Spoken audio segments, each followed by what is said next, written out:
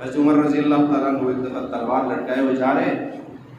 راستے میں ایک صحابی ملتے ہیں، ابھی اس نے اپنا اسلام ظاہر نہیں کیا، پوچھتے عمر کہاں کا ارادہ ہے، کہاں جاتا ہوں، یہ قصہ ہی ختم کرتا ہوں آج، یہ جو روز روز ہمارے بتوں کو برا بھلا کہا جاتا ہے، یہ جو مکے کی گلیوں میں جناب یہ گھر گھر کے اندر لڑائی بنی ہوئی ہے، میں یہ سارا ختم کرنا چاہتا ہوں۔ پہلی میٹنگ ہوئی نا تو عمر تلوار اٹھائے، کہا میں یہ کروں گا، سب نے کہا عمر تم کر سکتے ہو۔ تو عمر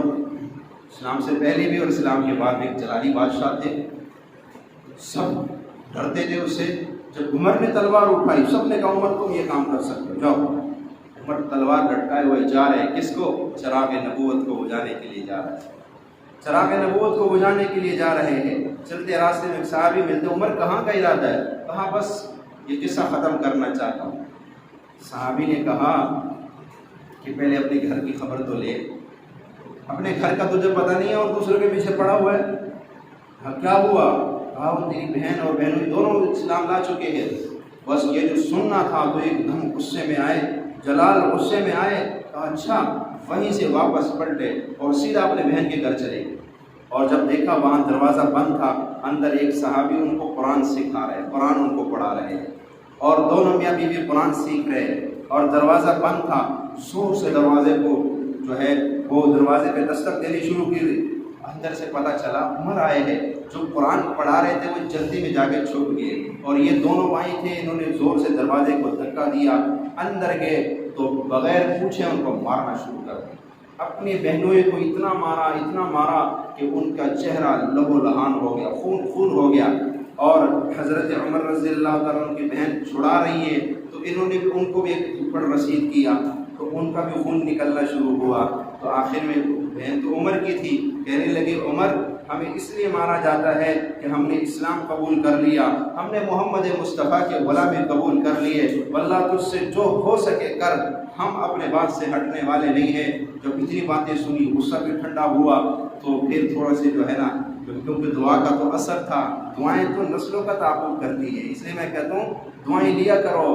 دعائیں نسلوں کا تعاقب کرتی ہے، کبھی دعائیں رائے گاہ نہیں جاتی ہیں۔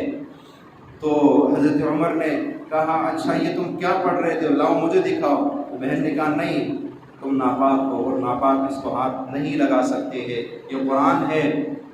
کہا اچھا میں اگر اس کو ہاتھ لگاؤں گا، اس کو پڑھوں گا، مجھے کیا کرنا پڑے گا؟ کہا تجھے غسل کرنا پڑے گا۔ اچھا میں غسل کر لیتا ہوں، پاک ہو کے آئے۔ کہا اب مجھے دکھاؤ۔ اب جو دیکھا وَآخَا مَا أَنزَلْنَا عَلَيْكَ الْقُرْآنَ لِتَشْقَىٰ إِلَّا تَذْكِرَةً لِمَن يَخْشَىٰ تَنزِيلًا مِّمَّنْ خَلَقَ الْأَرْضَ وَالسَّمَاوَاتِ الْعُلَىٰ الرَّحْمَٰنُ عَلَى الْعَرْشِ اسْتَوَىٰ۔ یہ آیتیں جب سنی نا تو اندر سے جیسے جیسے پڑھتے رہے اندر سے جو ہے ٹھنڈک ملتی رہی اور کہا بس مجھے بھی لے چلو اسی محمد مصطفیٰ کی غلامی میں، مجھے بھی داخل کر دو جس کے تم غلام بنے ہوئے ہو۔ انہوں نے کہا چلو۔ جب یہ بات ہوئی اندر سے صحابی نکلے، کہا عمر میں تمہیں خوشخبری سناؤں، کل میں نے محمد مصطفیٰ کو حرم میں دعا مانگتے ہوئے دیکھا تھا، وہ دعا مانگ رہے تھے یا اللہم ایّد الاسلام بأحد العمرین، اے اللہ دو عمروں میں سے ایک کو اسلام سے تقویت عطا فرما، لگتا ہے تیرے حق میں دعا قبول ہو گئی۔ عمر جا رہے ہیں، چلتے چلتے جب رسول اللہ صلی اللہ علیہ وسلم کے پاس پہنچے، مجلس لگی ہوئی ہے، صحابہ بیٹھے ہوئے ہیں، اور اسی وقت میں حضرت حمزہ رضی اللہ تعالیٰ عنہ بھی جو ہے مکے کے بڑے سرداروں میں تھے، بڑا ان کا رعب تھا، وہ بھی ابھی قریب میں مسلمان ہو کے آئے بیٹھے تھے۔ صحابہ نے تلوار نکالی، کہا یا رسول اللہ عمر آ رہے ہیں، لگتا ہے کوئی ارادے اچھے نہیں ہیں۔ آپ نے فرمایا ہٹ جاؤ، عمر آئے گے، میں خود آج نمٹوں گا عمر سے، میں عمر سے نمٹوں گا، آنے دو عمر کو۔ عمر آ نہیں رہا ہے، عمر کو لایا جا رہا ہے۔ عمر آئے اور سرکار دو عالم صلی اللہ علیہ وسلم کے قدموں میں گر پڑے، کہا یا رسول اللہ مجھے اپنے غلامی میں داخل کر دیں۔ ادھر عمر نے کلمہ پڑھا اشہد ان لا الہ الا اللہ وان محمد رسول اللہ، اور ادھر کفر پر جو ہے ایک تلوار گری اور کفر ٹکڑے ہونا شروع ہو گیا۔ عمر نے کہا یا رسول اللہ نماز کا وقت ہوا، نماز پڑھنے لگے، چھٹی کیوں نماز پڑھتے؟ اس لیے کہ کفار تکلیف دے رہے میرے صحابہ کو۔ کہا کیا ہم حق میں نہیں ہیں؟ کہا حق میں تو ہے۔ کہا پھر ہم کیوں چھپ کے عبادت کریں؟ جب ہم حق پر ہے تو ہم سب کے سامنے کھل کے عبادت کریں گے۔ اور پہلی مرتبہ سب کو لے کے بیت اللہ میں نماز پڑھی، اور پھر جب ہجرت کا وقت آیا حضرت عمر نے جا کے بیت اللہ میں طواف کیا۔ طواف کرنے کے بعد تمام سردار بیٹھے ہوئے تھے، ان کو پکار کے کہا اے سرداروں، جو اپنی بیوی کو بیوہ کرنا چاہے آئے عمر کا راستہ روک لے، جو اپنے بچوں کو یتیم کرنا چاہے آئے عمر کا راستہ روک لے، جو ہے اپنے نقصان اٹھانا چاہتا ہے آئے آج عمر کا راستہ روک لے، میں عمر ابن خطاب آج ہجرت کر کے مدینہ جا رہا ہوں۔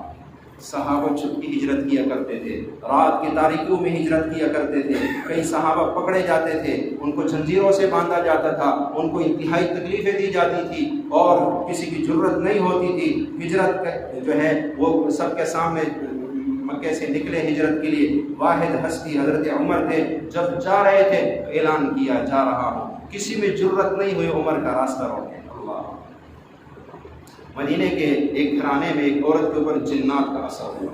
اور جن جب اس کے اوپر جنات آتے تھے تو پورا گھر خالی ہو جاتا تھا، کوئی مرد اس کے سامنے آتا تھا تو اس کی ہڈیاں توڑ دیتے تھے۔ حضرت عمر کے پاس شکایت کی، حضرت عمر نے فرمایا اچھا ایسا ہے رات کو میں آؤں گا تمہارے گھر کے پاس۔ جب رات کو حضرت عمر ان کے گھر کے پاس آئے، ایک آواز لی، اے شیاطین، اے جن، میں عمر تجھے حکم دیتا ہوں کہ یہاں سے نکل جا، نہ جنگلوں میں جا،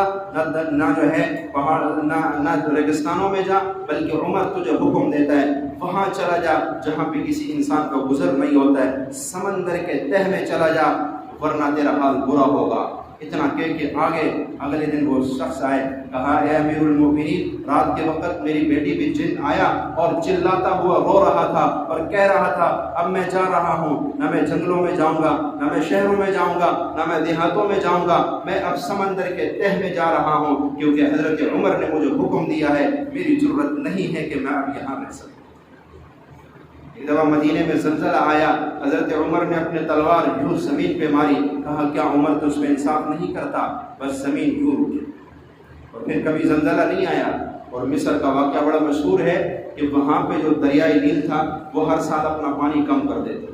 تو وہاں کے لوگوں کی یہ رسم بنی ہوئی تھی کہ ایک کنواری لڑکی کو جو ہے وہ بہت زیادہ زیب و زینت کر کے اور جو ہے دلہن بنا کر اور دریا کے پاس چھوڑ دیتے تھے، صبح رات کے وقت یا صبح صادق کے وقت چھوڑ کے آ جاتے تھے، اگلے دن عورت کا کوئی پتہ نہیں چلتا تھا کہاں چلی گئی، لیکن پانی اوپر آ جاتا تھا، بعد دفعہ آتا ہے آدھے اونٹ کے اوپر، بعد دفعہ فرمایا پورے اونٹ جتنا قد ہوتا ہے اتنا پانی اوپر دریائے نیل کا آ جاتا تھا۔ جب وہاں پہ مسلمانوں کی حکومت آئی، مسلمانوں نے وہ علاقے پہ قبضہ کیا، تو وہاں پر یہی رواج، پانی کم ہو گیا، پانی بالکل کم ہو گیا، وہاں کے لوگ آئے، حضرت عمر بن عاص سے کہا کہ ہمارا تو یہ رسم تھا، انہوں نے کہا یہ تو غلط طریقہ ہے، ایک کسی جان کو بلا وجہ مارنا، اسلام تو اس چیز کی اجازت نہیں دیتا ہے، اور اسلام سے پہلے جتنی رسمیں جہالت کی تھی اسلام ان سب کو مٹاتا ہے۔ تو انہوں نے کہا پھر اس کا کوئی حل، کہا میں اپنے امیر المؤمنین کو لکھتا ہوں، خط لکھا حضرت عمر رضی اللہ تعالیٰ عنہ کو، ادھر وہ انتظار میں ہے، انہوں نے کہا آپ جو مرضی کر لے، جو کام ہم کرتے تھے اس کے بغیر پانی آ نہیں سکتا۔ ایک مہینہ انتظار کیا، دوسرا کیا، تیسرا کیا، یہاں تک کہ لوگ وہاں سے جانے لگے۔ حضرت عمر نے خط بھیجا، کہا میرا یہ خط دریائے نیل میں ڈال دینا، اور حضرت عمر رضی اللہ تعالیٰ کا وہ خط جو گیا، کہا اے دریائے نیل، اگر تو اللہ واحد قہار کے حکم سے چلتا ہے تو چل، اور نہ اگر اپنے مرضی سے چلتا ہے تو ہمیں تیری کوئی ضرورت نہیں ہے۔ کہا یہ میرا خط صرف دریا میں ڈال دینا، اور یوں دریا میں خط ڈالنے کی دیر تھی، پانی ایک دم اوپر آ گیا، اور آج تک کبھی پانی نیچے نہیں اترا۔ حضرت عمر رضی اللہ تعالیٰ ایک بزرگ تھے، وہ فرمانے لگے کہ میں نے خود حضرت عمر رضی اللہ تعالیٰ سے پوچھا،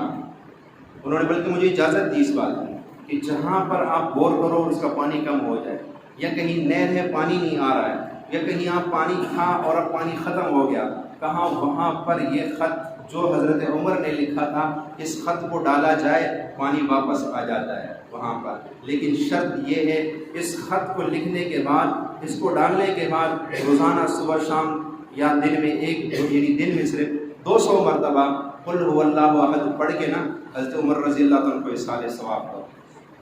جس شخص کی اولاد انتہا درجے کی نافرمان ہو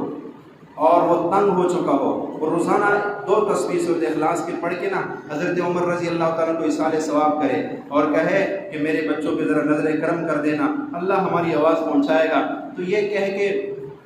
تو کچھ عرصے بعد جو ہے اولاد سدھرنا شروع ہو جاتی، اور یہ بڑا طاقتور ترین عمل ہے۔ ایک شخص کو میں نے بتایا، اس نے خود مجھے 2 ہفتے بعد بتایا کہ واقعی یہ تو بڑا کمال کا عمل ہے۔ اولاد کی نافرمانی تو اس وقت بہت زیادہ ہے، کیونکہ تربیت تو ہم نے کی نہیں ہے اولاد کی،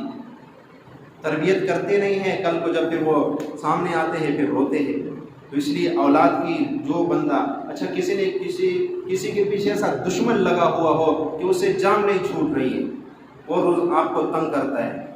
اور آپ کا نقصان کرتا ہے، آپ کی جان نہیں چھوٹ رہی ہے، اس دشمن سے کیسے جان چھوڑاؤ؟ آپ روزانہ 200 مرتبہ سورہ اخلاص پڑھ کے حضرت عمر رضی اللہ تعالیٰ کو ہدیہ کرے، فرمائے حضور یہ بندہ مجھے بڑا تنگ کر رہا ہے بلا وجہ، ایک تو ہے نا